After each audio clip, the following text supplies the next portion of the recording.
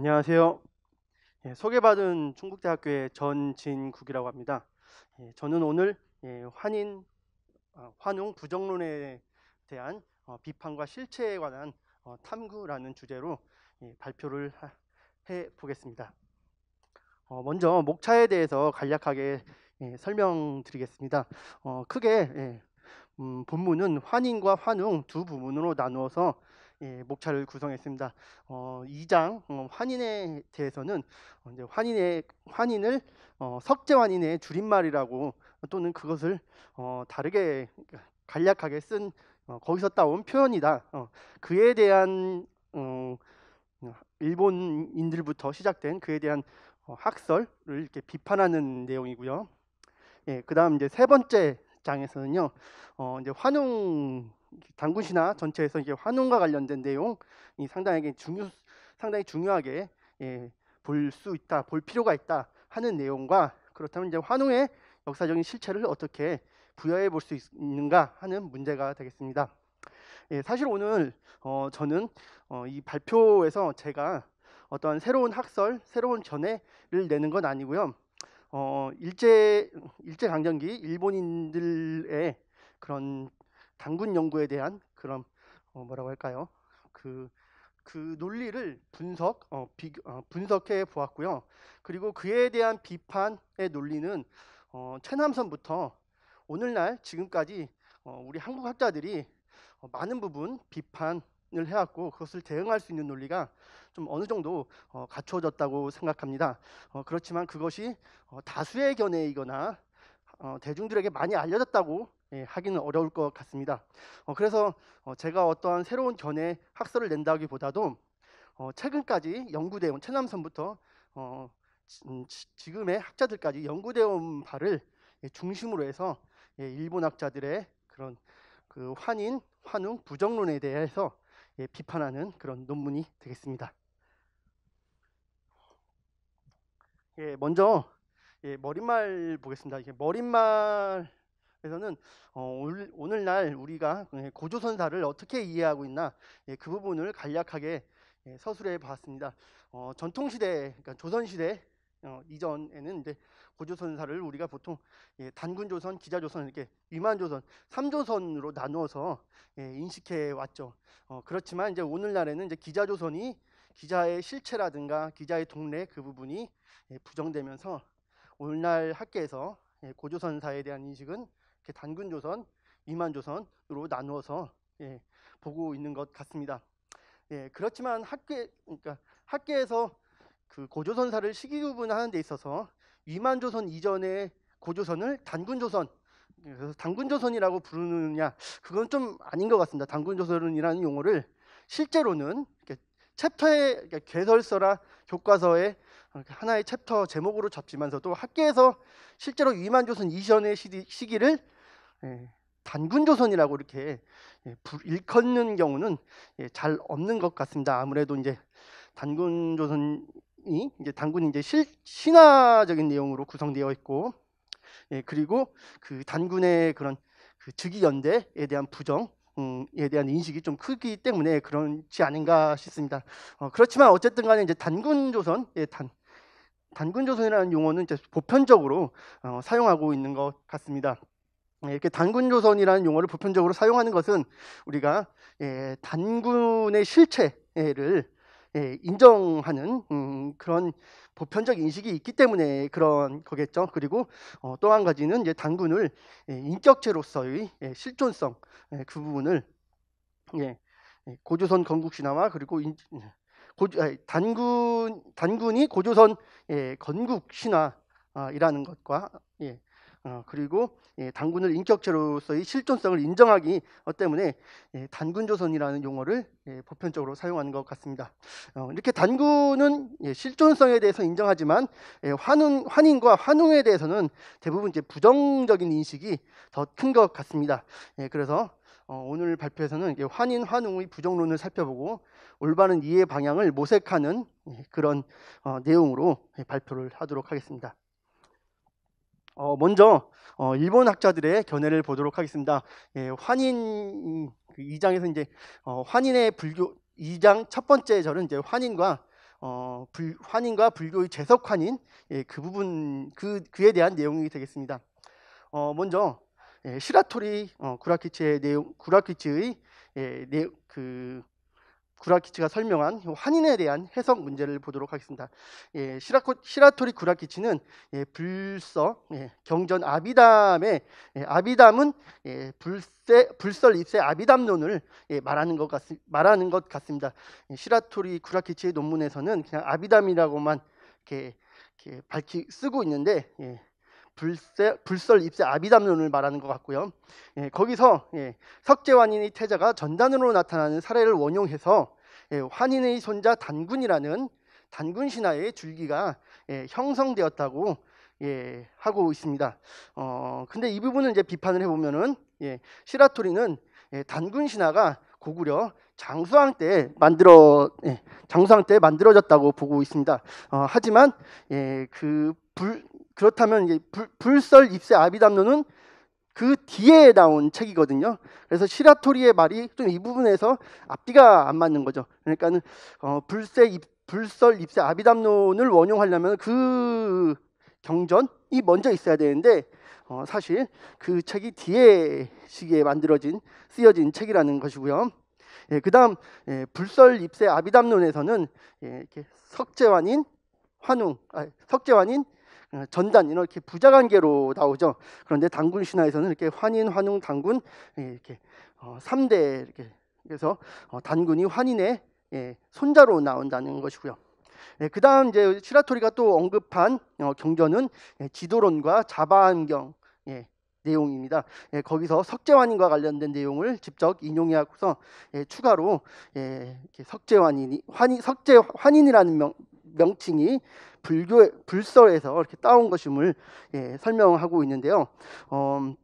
이 부분에서 좀 문제 삼아 볼 수 있는 것, 이제 석재환인이 전생에 보시를 능히 잘 감당해낼 수 있었던 이 부분을 환웅과 관련된 이야기, 즉 환웅이 360가지 인간사를 주관했다. 이 부분과 이렇게 직접적으로 연결시켜서 환인에 대한 석재환인에 대한 불서에 있는 이 내용을 단군 신화에서 이렇게 환인과 관련된 내용으로 따온 것이다. 이런 설명을 하고 있는데 사실 좀 앞뒤가 안 맞는 그런 말인 것 같습니다. 그다음 이제 석재환인은 이제 사람이었다가 인멸 뒤에 도리천의 신이 되는 존재로 불교에서는 설명되고 있죠. 그렇지만 단군 신화에서 환인은 전혀 그러한 성격이라든가 그러한 신격은 아니죠. 그래서 그대로 대입하기에는 어렵다는 문제 제기를 해 볼 수 있겠습니다. 그다음 이제 다카하시 토루라는 일제강점기 일본 학자의 환인에 대한 해석 부분을 보도록 하겠습니다. 이 다카시의 경우는 본래 단군 신화는 단군이 묘양산의 단목 아래로 내려왔다는 그러한 산신신화, 산신신앙과 관련된 아주 소박한 그러한 신화였을 것이다. 그런데 그것에 이제 나중에 이제 이련에 의해서 불교적인 내용이 들어갔다. 뭐 이런 주장을 하고 있는데요. 그 부분에서 이제 이 다카시 토루가 이 시대 때 관점에서 볼 때 새로운 점이라고 한다면 이제 서산대세의 청어집을 인용한 부분이 되겠습니다. 이 부분을 인용해서 삼국시대부터 묘양산에 불교 관련 설화가 있었다고 하고요. 그래서 이련이 그 둘을 융합하여 단군 신화를 창출한 것으로 설명하고 있습니다. 이런 다카시의 견해에 대해서 크게 찬동한 이가 오다 쇼구가 되겠습니다. 청어집에 등장하는 묘양산의 석재환인을 묘양산의 산신이라 하는 것에 동의하면서요. 그러면서 묘양산 산신신앙이 곧 단군신화로 발전되었다고 설명하고 있습니다. 이 부분에 대해서 보면은 청어집의 석재환인은 묘양산의 여러 신들 중에 하나의 신이죠.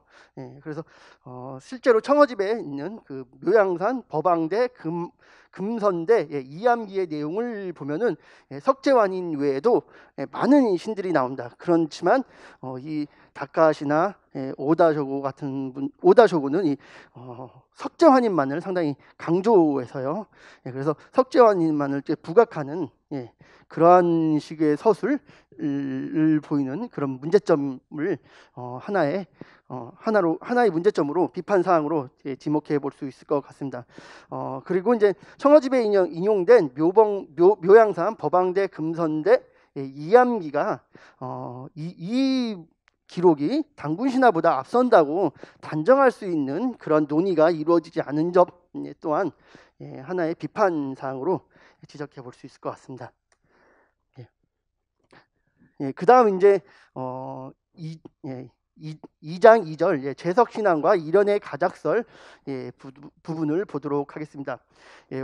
환인이 불교의 석재환인이며 그것에서 따온 명칭이라는 것은 사실 일본 학자들도 그렇고 대부분 우리나라 학자들도 이렇게 인정하는 견해인 것 같습니다.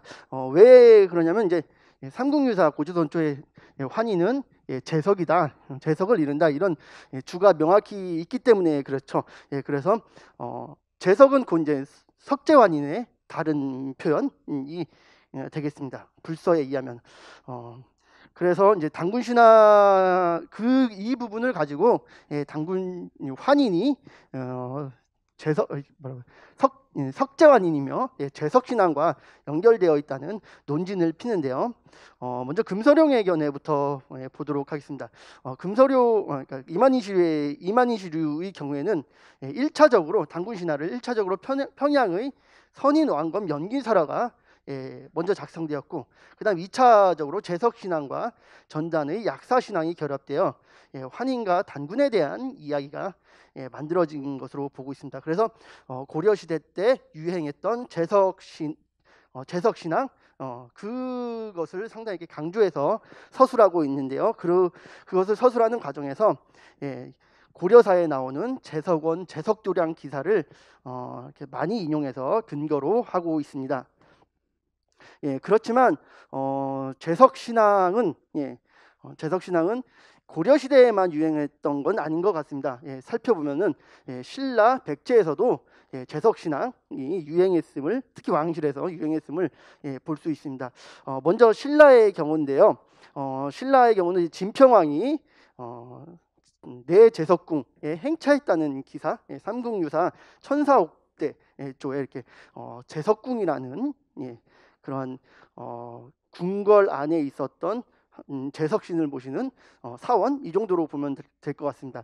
그다음 이제 신증동국 여주신랑은 그 재석, 그러니까 삼국유사 천사옥대 여기서 이제 재석궁 해놓고 내재석궁 해놓고 천주사를 말한다, 뭐 이런 식으로 이렇게 줄을 달았거든요. 그런데 신증동국 여주신랑을 보면은 그 천주사에 대해서 또 이렇게 설명하는 부분이 있는데요. 그 천주사는 소지마리칸테 분수승을 죽인 것이다, 뭐 이러한 설명을 하고 있습니다. 소지마리칸테 분수승을 죽인 사건, 그 일은 삼국유사 사금갑조에 있는 그 내용을 말하는 것이죠. 그래서 삼국유사 사금갑조를 보면은 왕이 금갑을 쌓았고서 검은고갑을 쌓았고서 그 안에 있던 궁주와 분수승을 간통하고 있는 그 장면을 확인했고, 거기서 이제 분수승과 궁주를 처형했다, 이런 내용이 있죠. 그래서 이 부분에서 보면 이제 내전이라는 부분, 그래서 거꾸로 올라가면은 삼국유사 사금갑조에 나오는 내전이 신증동국유승남에 의하면은 바로 천주사라고 할 수 있고요. 그리고 삼국유사 천사옥대 쪽을 통해서 보면은 이제 천주사가 곧 내재석궁이 되겠죠. 그래서 진평왕 때 있었던 내재석궁은 바로 소지마리칸 때부터 있었던 내전, 그리고 내불당에서 이렇게 기원한 것이라고 볼 수 있겠습니다. 그래서 진평왕 때 내전 내불당을 내재석궁으로 만든 것이죠.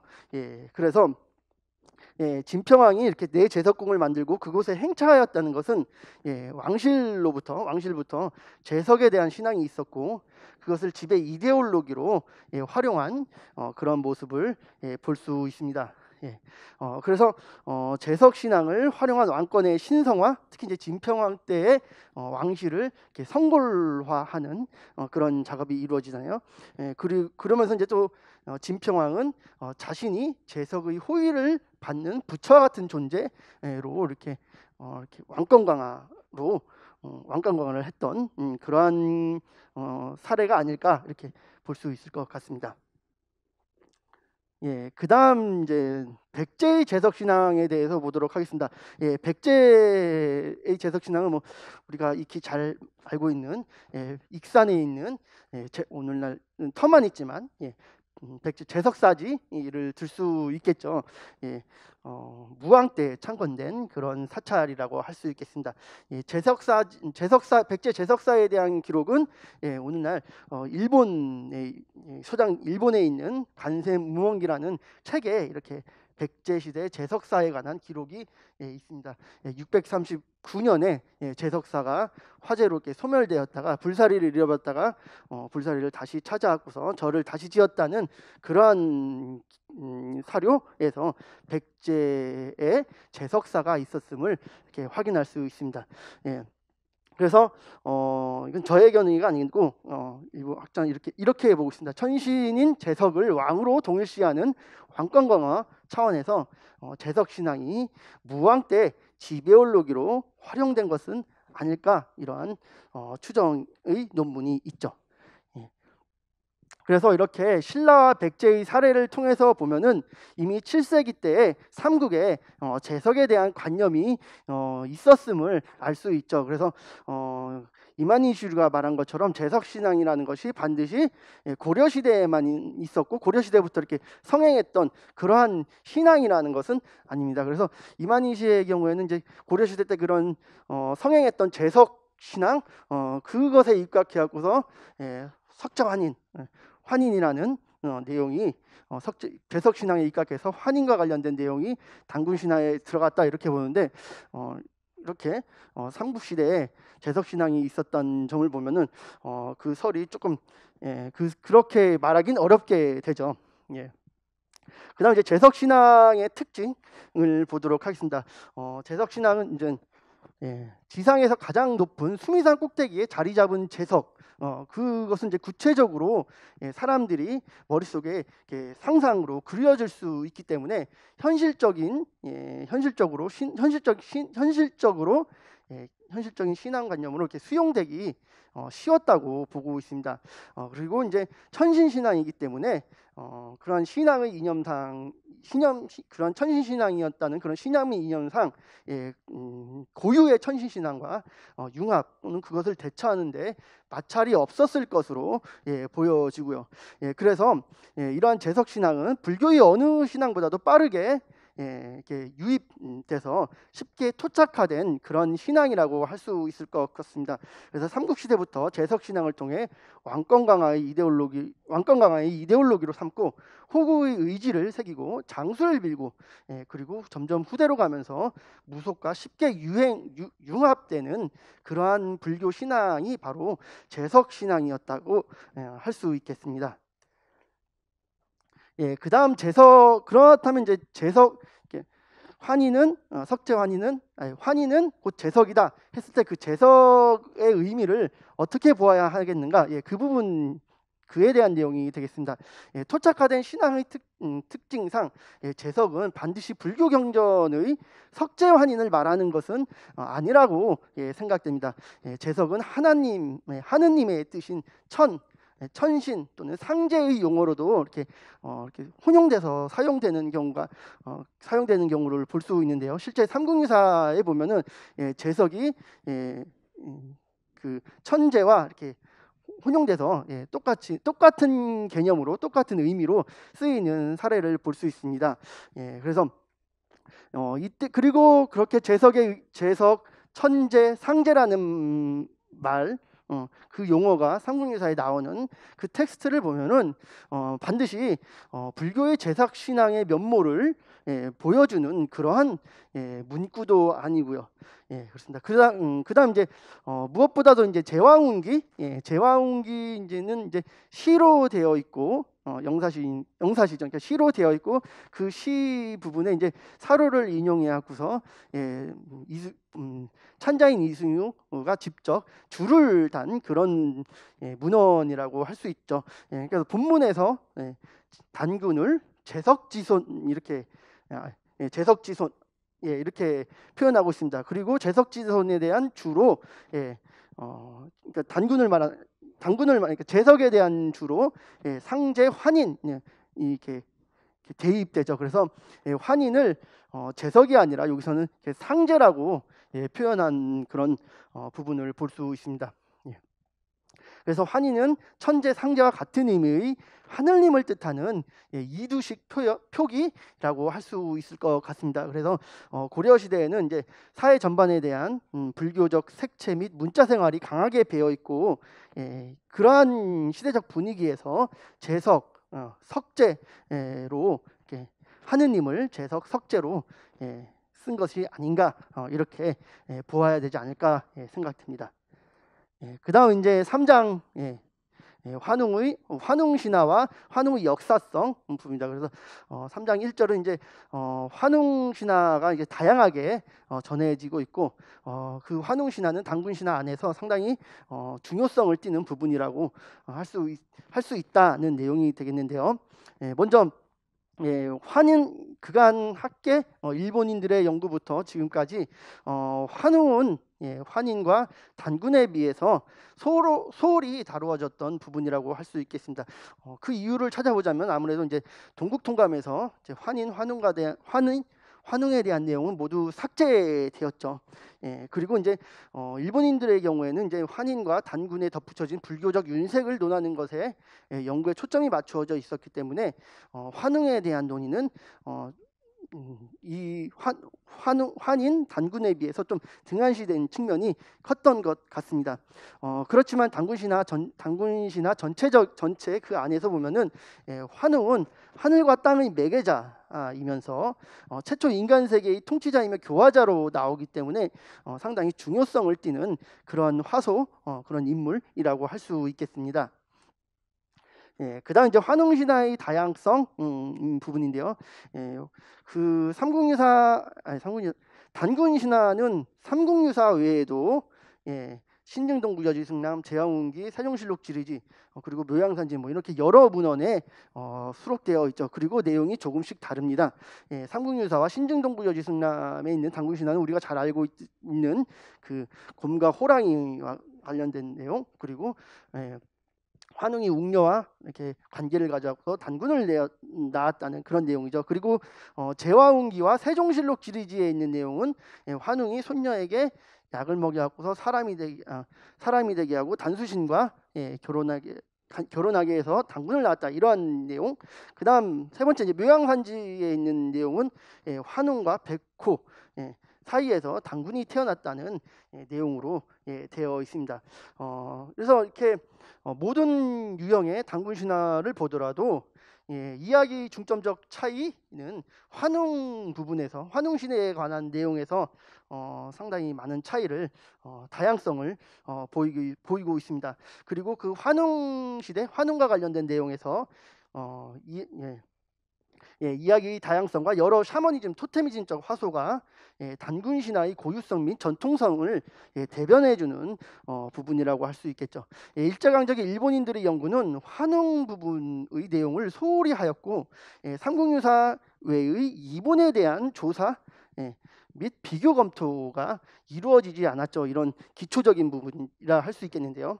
그런 기초적인 연구가 이루어지지 않은 상태에서 일본 신화와의 연결성, 그리고 불교적 용어, 그 부분, 그리고 고려 시대의 시대적 배경, 이 부분에 착안해서 단군 신화를 부정하는 것에 좀 집중되어 있었다고 할 수 있겠습니다. 그렇지만 이제 다른 이본, 삼국유사에 있는 단군 신화 외에도 다른 이본에 있는 단군 신화에 대한 검토가 전혀 이루어졌던 건 아닙니다. 이마니시류의 그런 논문에서 세종실록 지리지에 있는 단군 신화를 가져왔고서 삼국유사에 있는 단군 신화와 이렇게 비교 고찰하는 그런 내용이 일본인들의 연구에서는 이만희시류의 연구에서 이렇게 한번 이렇게 유일하게 보이는 것 같습니다. 그 이만희시류는 이제 세종실록 시리즈에 있는 그런 단군 신화, 즉 제화옹기 계통이죠. 그 부분을 이제 세종실록 지리지에 있는 단군 신화를 가져왔고서 그 부분을 이제 비판을 하는데요. 특히 이제 비판한 대목을 보면은 이제 세종실록 지리지에서 이제 단웅이라고 나오죠. 환웅이. 그래서 단웅이라 한 것, 그리고 웅녀를 손녀로 쓴 것은 세종실록 지리지 찬자의 간호 또는 계작 이렇게 보고 있습니다.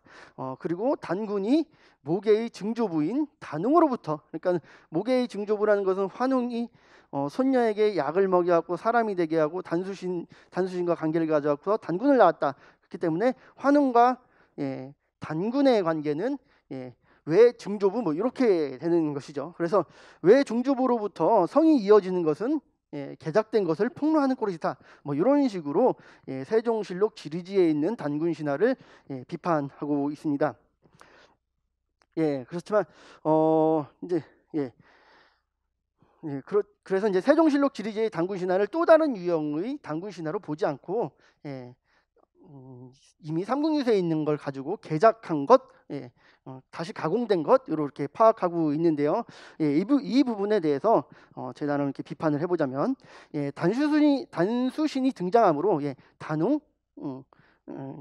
단웅에서 반드시 단군이라는 명칭이 따온 것은 아니다. 이렇게 볼 수 있지 않을까 싶습니다. 단은 모계의 증조부 단웅만으로 연결되는 것은 아니죠. 그래서 단웅, 단수신, 단군, 그래서 단이라는 명칭에 어떤 의미가 있음을 볼 수 있습니다. 그리고 이제 세종실록 지리지의 단군 신화는 앞서 말한 바와 같이 제화옹기 계통의 단군 신화이고, 물론 이때 이제 제화옹기가 아직 발견되지 않아서 이만희시류의 같은 경우는 이제 제화옹기를 못 봤다. 그 부분이 좀 안타깝다. 뭐 이렇게 직접 쓰고 있는데요. 하지만 증보문헌비고 그리고 건문회의 대동 운부군옥에서 대동 운부군옥을 봐갖고서 제화옹기에 실려 있는 단군 신화의 존재는 알고 있었습니다. 그래서 그렇지만 이제 아무래도 이만희시류의 경우는 이제 제화옹기에 있는 단군 신화도 삼국유사의 것과 크게 다르지 않을 것이다, 똑같을 것이다 이렇게 생각했던 것 같습니다. 그래서 이렇게 이제 세종실록 지리지에 있는 단군 신화를 이렇게 부정적으로 보는 이런 인식은 아무래도 기본적인 한국 문헌에 대한 불신, 선입견이 근저에 있었던 것이 아닌가 생각됩니다. 이만희시류도 그렇고 대부분의 이 시기 때 일본 신민사학자들이 고구려 백제, 특히 이제 백제 신라사를 연구하면서도 삼국사기보다는 이제 일본서기에 의존하는 경우가 있는 것 같습니다. 일본서기에 주로 의존하는 것 같습니다. 그래서 기본적으로 이렇게 한국 문헌에 대한 불신이 이렇게 선입견으로 자리 잡고 있었고, 그것이 이제 세종실록 지리지 단군 신화를 보는데도 크게 배경이 됐던 것이 아닌가 이렇게 생각됩니다. 그다음 3장 2절 환웅신화의 여러 화소와 환웅의 역사성 부분입니다. 환웅신화는 앞서 소개한 바와 같이 신화의 그 환인 또는 단군 부분에 보다도 환웅 부분에 이렇게 여러 화소가 등장하죠. 삼위태백, 천부인, 그리고 단수신, 그리고 곰과 호랑이 등에 대한 이야기가 대표적이라고 할 수 있겠습니다. 이에 대해서 환웅신화를 이렇게 좀 이렇게 자세하게 다룬 인물이 사실 일본 학자들 중에서는 이만희시류뿐이 없는 것 같습니다. 그래서 이만희시류가 이 환웅신화에 나오는 이 여러 화소를 해석하는 그 부분을 잠시 보도록 하겠습니다. 먼저 삼위태백, 삼위태백의 경우는 이제 삼성, 위성, 태백성의 별자리에서 이렇게 인간 세계를 내려보았다는 그런 의미로 쓴 것이 아닐까, 또는 삼위사가 태백산을 하늘에서 이렇게 내려보았다 이런 의미로 쓴 것이 아닐까, 이렇게 두 개의 뭐라고 할까요? 어느 건지는 정확히 알지 못하지만 아마도 이런 두 개의 의미 같다 이런 식으로 쓰고 있고요. 그다음 풍백, 우사, 운사에 대해서는 도교에 보이는 사직신이라고 이야기하고 있습니다. 그다음 이제 천부인 역시 도교적인 언사에 불과한 용어. 그래서 환웅 신화 이 부분에 대해서 상당히 도교적인 부분을 강조하죠. 그래서 그 또 이제 고려 시대에 도교가 유행하게 된 배경을 설명하고 있습니다. 신라 최치원부터 설명하면서 신라 사회에서부터 고려 시대까지 도교가 있었고, 그리고 그 도교가 불교와 융합된 사상적 배경을 나름 이렇게 길게 설명하였고요. 그래서 이제 환웅은 그래서 이제 그 이만희시류가 전체적으로 보는 단군 신화는 이런 것 같습니다. 환인에 대해서는 고려 시대의 제석 신앙의 소산으로 보고 있고요. 그다음 환웅에 대해서는 환웅과 관련된 내용은 도교적인 언사로 이루어져 있고, 그다음 이제 묘양산의 향나무만이 단군 신화와 관련된 직접적인 실체, 이렇게 보는 특징이 있습니다. 그래서 이제 한국학자들의 견해 학설을 참고해서 환웅신화, 이렇게 이만희시류가 이제 환웅신화의 화소에 대해서 비판하는 부분을 다시 보도록 하겠습니다. 먼저 삼위태백의 삼위 부분입니다. 태백이라는 태백이라는 용어는 태백산 신단수 아래로 내려왔다 하기 때문에, 그리고 주몽신화에서는 태백산 우발수에서 주몽과 유화가 만났다는 그런 내용도 있고 하기 때문에, 태백이라는 것은 태백산을 말하는 것은 명확하죠. 그래서 문제는 이제 3위가 되겠는데요. 이 부분을 보면 이제 제왕운기와 신증도구제 정승남, 여기서는 이제 여기에 이제 3위가 이제 이렇게 구월산, 또는 그러니까 단군 신화에 나오는 이제 아달산, 단군이 마지막으로 아달산으로 들어가서 산신이 되었다, 이러한 내용으로 되어 있죠. 그래서 그 아달산은 지금의 구월산이다. 구월산은 궁홀이라고도 하고 삼이라고도 한다. 그래서 여기서 이제 삼이가 나오죠. 그래서 이만희씨는 이 신등독증남의 이 부분을 확인하지 않았던 것 같습니다. 그래서 이제 이 신증동구조지승남의 이 부분, 그리고 제왕운기의 이 부분을 확인한 최남선의 경우에는 삼위태백은 이제 단군의 시강점이자 종기지를, 그러니까 종결점을 열거한 것이다, 이렇게 설명했고요. 그다음 북한의 리즈르니의 경우에는 이제 삼이라는 말을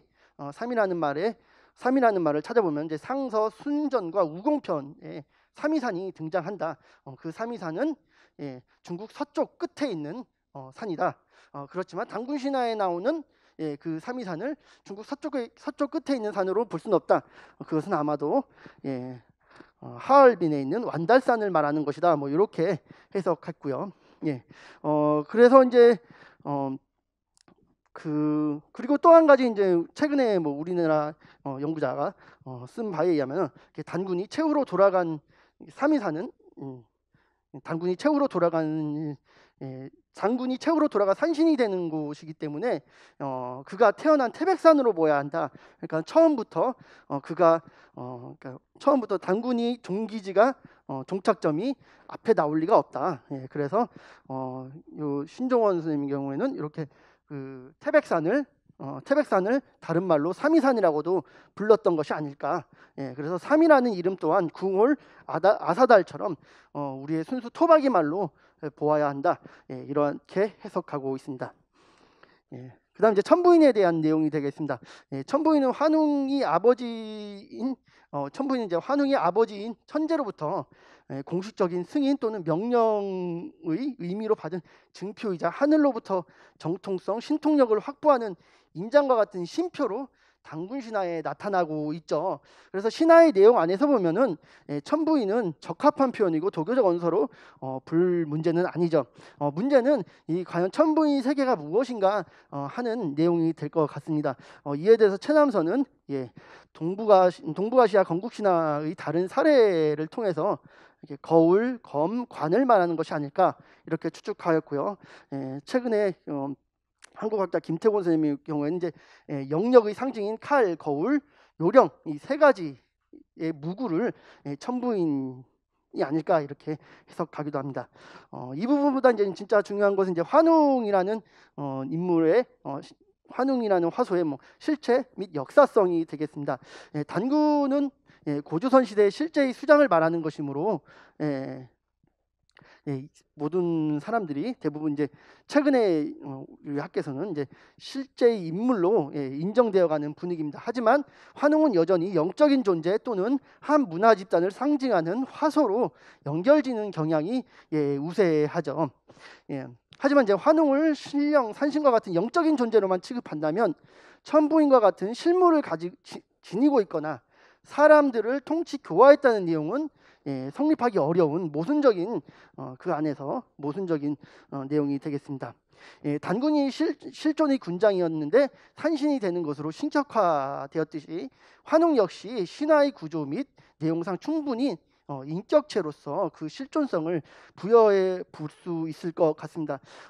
환웅 외에도 우리나라 청동기 초기철기 시대 수장 의 모습을 보면은 여러 사료와 고고학 물질 자료를 통해서 보면은 무 또는 종교 직능자로서의 역할과 권위를 함께 지니고 있음을 확인할 수 있죠. 가령 주몽의 경우에는 이제 동국 이상국집에 나오는 경우는 비류국을 항복시키기 위해서 사슴을 잡아갖고서 저주해갖고서 비가 내리게 해갖고서 비류국이 다 물에 잠기게 한다는 뭐 그런 내용이라든가 탈해와 수로가 참새로 변하고 매로 변하고 독수리로 변하고 이러한 내용들을 보면은 그런 이렇게 종교 직능자의 모습, 신적으로 조금 신화된 모습을 볼 수 있죠.